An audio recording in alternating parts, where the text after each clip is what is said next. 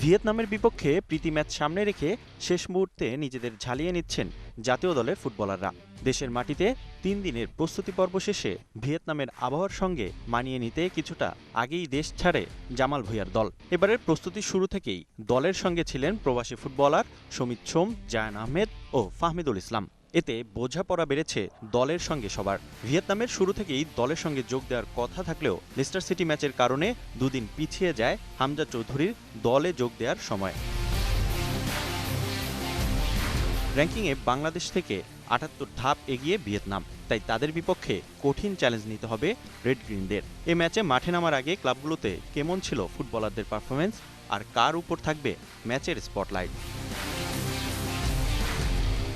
লাল সবুজ জার্সিতে মাঠে সবার নজর কাড়েন হামজা চৌধুরী, তেমনি লেস্টার সিটিতেও নিজেকে প্রমাণ করেছেন এই তারকা মিডফিল্ডার। এবারে মৌসুমে লেস্টারের হয়ে ইংল্যান্ডের দ্বিতীয় টায়ার লিগ চ্যাম্পিয়নশিপে ২৫ ম্যাচ খেলেছেন হামজা, যা ১৪ ম্যাচেই ছিলেন শুরুর একাদশে। সম্প্রতি ইনজুরির কারণে ৫ ম্যাচ মাঠের বাইরে ছিলেন তিনি, তবে ইনজুরি কাটিয়ে মাঠে ফেরা দেশের ফুটবলের জন্য স্বস্তির বটে। এছাড়া এফসি কাপ ও কারাবাও কাপেও একটি করে ম্যাচ খেলেছেন হামজা, যেখানে মৌসুমের একমাত্র গোল পান কারাবাও কাপে।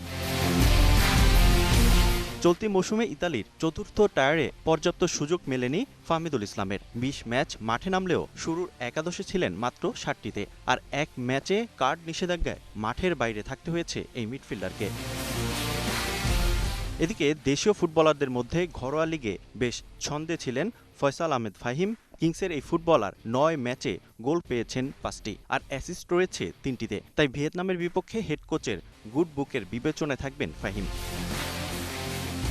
ঘরোয়া লিগে নতুন জার্সি গায়ে জড়িয়ে নিজেকে প্রমাণ করেছেন শেখ মুরসালিন। আবাহনীর হয়ে ৯ ম্যাচে গোল পেয়েছেন ৩টি, আর ৪টি গোলে সহায়তা করেছেন মুরসালিন। ভারত ম্যাচের মতো ভিয়েতনাম ম্যাচেও তার থেকে গোল চমক দেখার অপেক্ষায় ফুটবল প্রেমীরা। Rifat Miron, DBC news desk.